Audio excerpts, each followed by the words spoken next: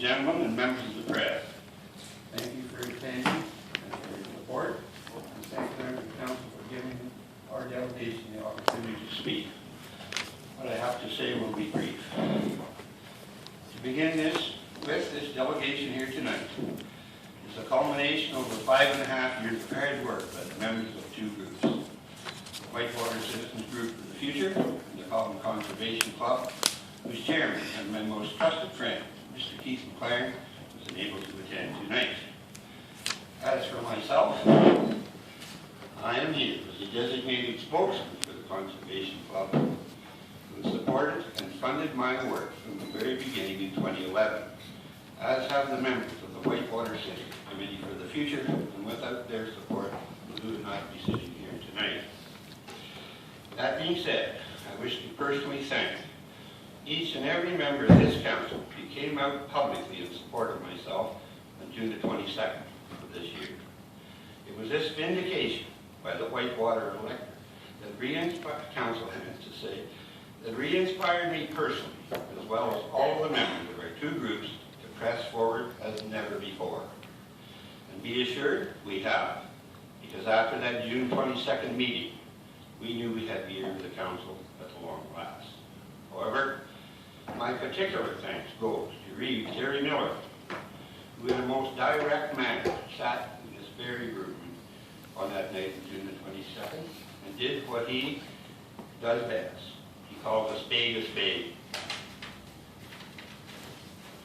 He told the truth to everyone present, and he held nothing back, as did Councillor Chris Olmsted, who said, "We've been there and done that.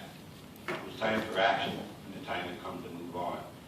As also did my good friend, Councillor Darrell McLaughlin, and my good friend, Mayor Hal Johnson, who was kind enough to mention me favorably and offered his full support, and by extension, that includes the Conservation Club and the Citizen Committee for the Future of the Whitewater, who now have a plan of action under development concerning this entire fair from start to finish from this night onward. And they are resolved to move forward with this plan to a successful resolution, and they will. As for myself, I am most grateful for your patient indulgence, and I thank you very much. That being said, I will now turn this delegation over to my good friends and close associates, Dr. James Monroe and Mr. David Stewart, whose constant help and wise counsel have served to make everything from this night onward possible.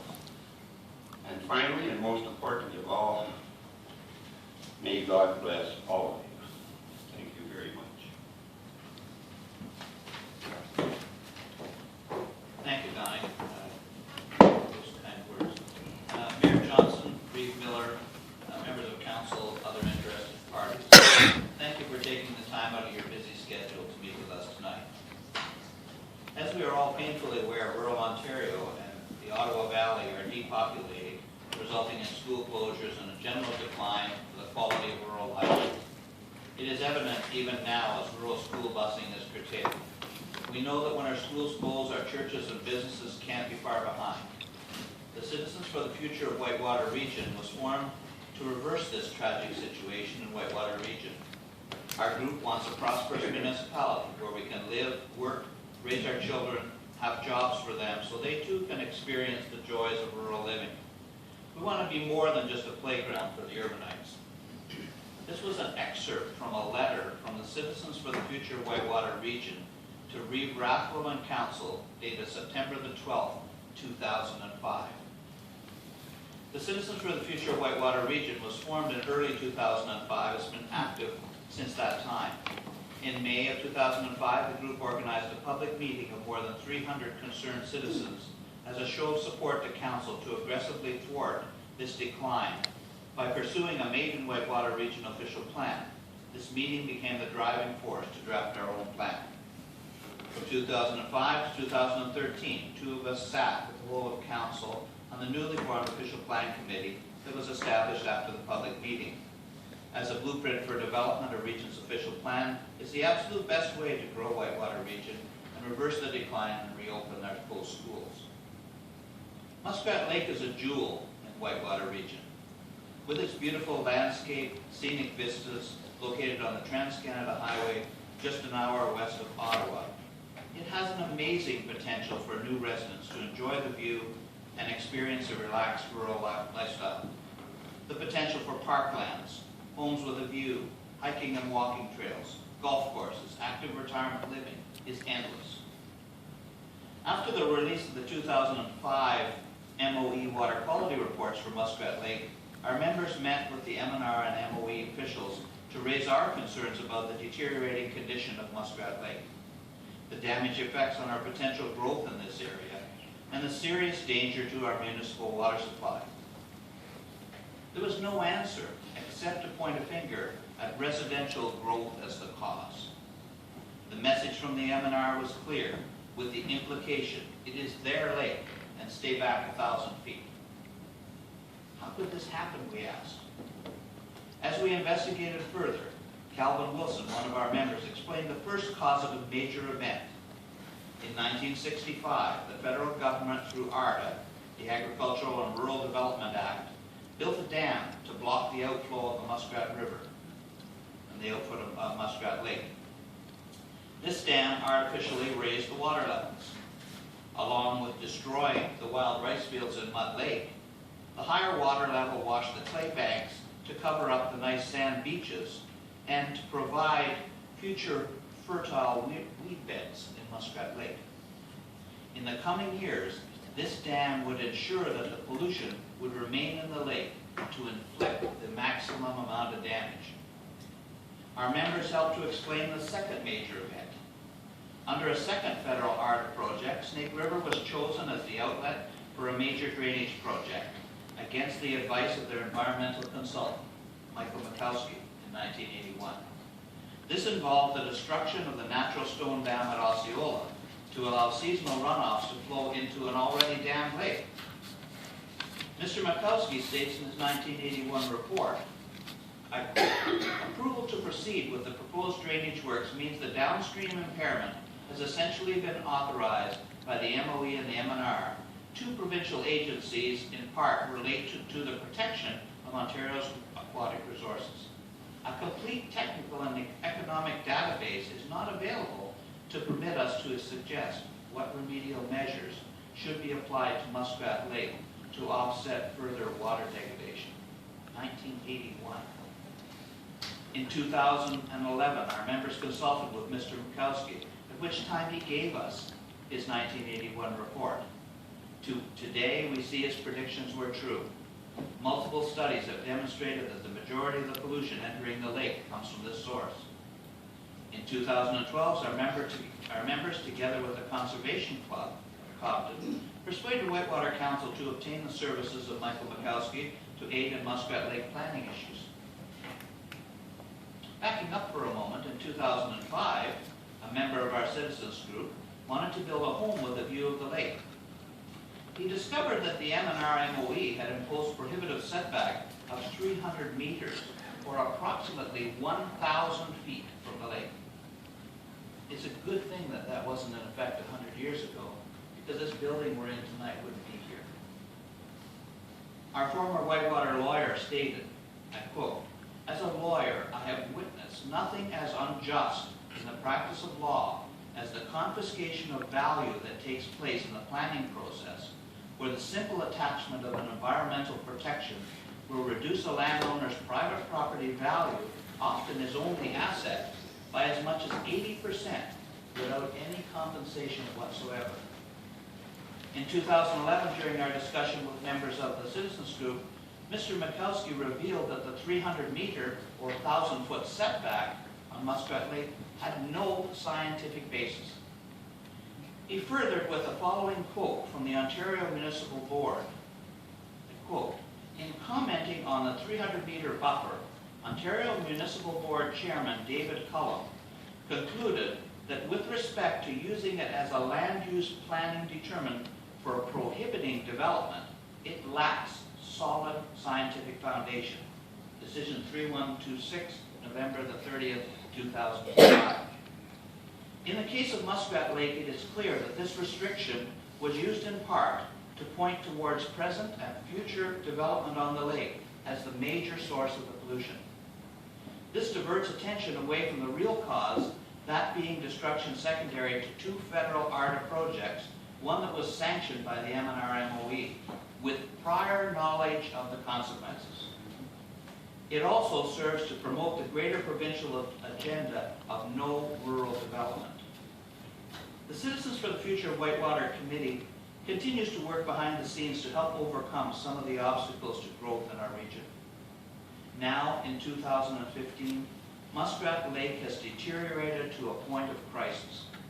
Instead of the beautiful lake that we once knew and enjoyed, we now have an ugly deterrent to any potential growth within a view of the lake. All this is a byproduct of 2 government-sanctioned and funded projects.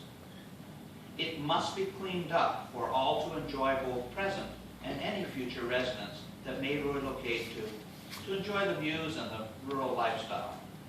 We're tired of declining real estate values, beach closures, and destructive shorelines. We're tired of increased weed growth, algae blooms, and contaminated fish stocks. We're tired of the inaction and cover-ups by government agencies, both federal and provincial. As they play their games, it is unimaginable to think that we have a potential toxic threat to our municipal water supply. Unimaginable. It's time for action. The future is now, and it will be amazing. The good news is we're not breaking new ground, and we're not alone. Other municipalities have faced similar challenges with their lakes and have been successful in their resolution, and they are willing to help us.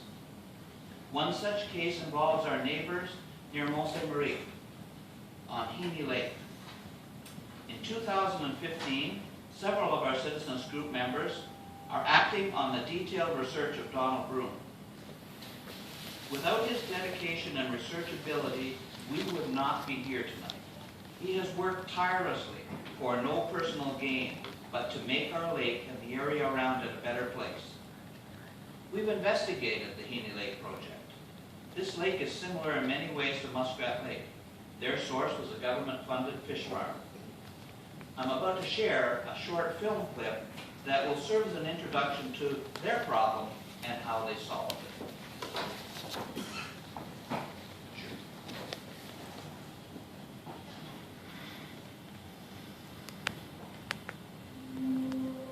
Heaney Lake is a very popular gas and belt. It's a cottage country. We're approximately 150 cottages on the lake. C'est un lac de 12 km, donc qui est assez étroit, 12 km de long et en moyenne 1 km de large. Donc c'est un grand lac. It's our ultimate goal as we found the goal was to be able to help fix the lake for future enjoyment. In early 1990s, 93 approximately, the Quebec government supported a fish farm development in order to support local industry. So the government awarded some support for individuals to start a fish farm. They operated for several years. They increased the size. They applied for permits to increase the size. Un an après, on a commencé à voir l'eau devient compacte dans le lac. Parce que l'eau du lac, ça s'emmène dans le lac et ça se brasse. Alors, c'est pas long que ce phosphate-là se dilue dans tout le lac. Surtout que la pisciculture étant au nord et le lac se déversant au sud, alors, cette eau-là s'en venait tranquillement et envahit toutes les rues du lac. Le lac qui contenait probablement entre 12 et 15 microgrammes de phosphate par litre avant la pisciculture, tout d'un coup est monté à 25-30 microgrammes par litre. C'était énorme. So the association was very angry about this, and so without any support from the government, the association initiated a class action lawsuit taking the government to task for allowing an industrial application without any permitting. Tests were performed, and we engaged scientists, world-class scientists, limnologists, and study lakes from the University of Quebec and the University of Montreal to investigate the lake, to test it. The testing was all brought to court in the class action lawsuit. It was found that, yes, the fish farm was the cause for all the the changes in our chemistry, and that they awarded the Lake Association $4.2 million. Ils ont dit on a tant de tonnes de chlorure ferrique à épandre, et puis proposez-nous une technique, une méthode, et faites-nous une proposition financière pour cet épandage de chlorure ferrique. C'est ce qu'on a fait. On était en position pour plusieurs autres firmes, et notre solution a été acceptée par la Fondation. Notre rôle, ça a été de designer le système. Ça a été aussi de trouver les contracteurs pour le faire, de trouver un propriétaire de barge qui avait les équipements nécessaires et convenables pour faire un tel épandage. Et puis, c'est aussi d'avoir organisé toute la logistique pour mettre ça en place sur le lac. On a daily basis, the day would start fairly early, between 6:30 and 7, for entire crew to come in, prepare the equipment to get out on the water, ensure that the lines were not frozen since winter set in fairly quickly this year. Every day we would inject 100 tons of ferric chloride, and this was done over a 10-hour period.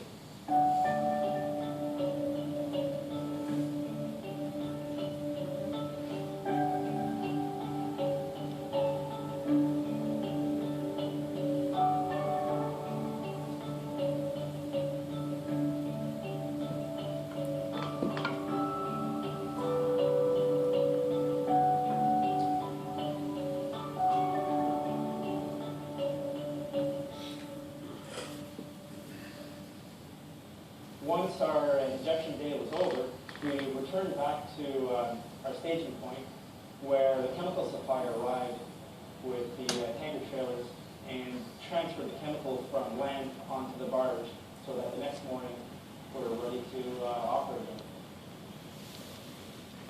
As soon as we're adding this iron chloride from the tank and it hits the water, it forms little flocks like this in the water all throughout. On a clear night, if you look into the lake, you can see these flocks forming. Now these iron flocks love phosphorus, and they go for the phosphorus. So any phosphorus that's in the water, as these flocks fall, it catches any phosphorus that might be in the water. So slowly we're adding it, slowly it's falling in the lake, and it's falling onto the bottom of the sediment. So what this iron will do is form a coating on the bottom of the lake. You're doing two things, stripping the phosphorus that's already in the water and forming a cap of this amorphous iron oxide coating on the bottom of the lake, preventing any further phosphorus from coming up into the water.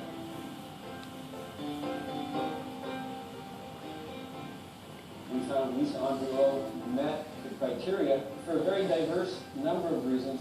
Being a large project of this nature, we needed strong engineering, we needed strong health and safety, we needed a lot of environmental background and the interaction of the environmental process, applying for environmental permits, working with the Quebec government. So Lisa Andrew, bilingual engineer, immunology, environmental, very strong health and safety background. So they met the criteria and quite successful and very enjoyable working. On commence à perdre plusieurs lacs. C'est le cas dans le canton de l'Est, le lac Champlain, on a vu le Missisquoi. Définitivement, on a prouvé, avec ce projet-là, on a prouvé que c'était faisable d'épandre des grandes quantités de produits pour des lacs de grande superficie avec des grands volumes d'eau. Donc, moi, oui, définitivement, c'est applicable. Ça s'applique dans beaucoup d'autres. Ça va s'appliquer dans beaucoup d'autres solutions.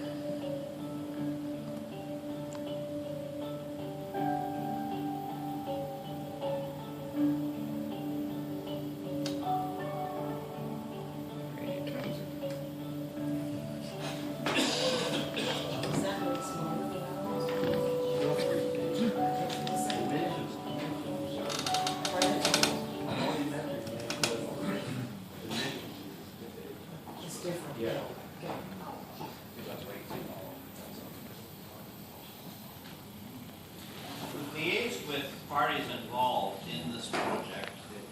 Jim, Yes. we've gone over now, we're 25 minutes. but we have a long agenda, so if you could wrap it up very quickly. I'm just finished, Yeah, that'll be fine. Thank you. Thank you. Thank you for indulging. We've liaised with the parties involved in the project. On the advice of our legal counsel, we'll not be commenting on the procurement of funding at this time. As more details become available, we will make them public. In the coming weeks, we'd like to arrange a special meeting with council to discuss the project in greater detail than time permits tonight. We ask for council's endorsement as we move forward to spearhead the cleanup of Muskrat Lake, restoring it to its natural beauty, and to ensure a source of safe drinking water for our present and future residents. Thank you very much for taking the time. As Chair Jim, I would like to say thank you very much. It's very, very informative. It was excellent, I thought. Myself, there's a lot of stuff brought in there, and I'm sure a lot of work has gone into it by Mr. Drew as well. So, I'll ask, it'll be quick because we're going to have 5 minutes. So we're not going to get into a big discussion, as Jim said. Maybe what we should do is get back on the agenda again.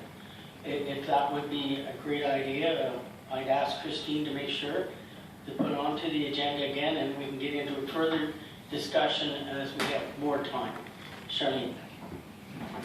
Thank you very much. It's very informative. It's very important that council take a look at this. Now, what steps, other than how soon can you be ready for a meeting with council for a special meeting? I would expect in the next few weeks. Things are coming together very quickly. Of course, time slips away for Christmas, maybe just after Christmas or something like that. So into the new year? I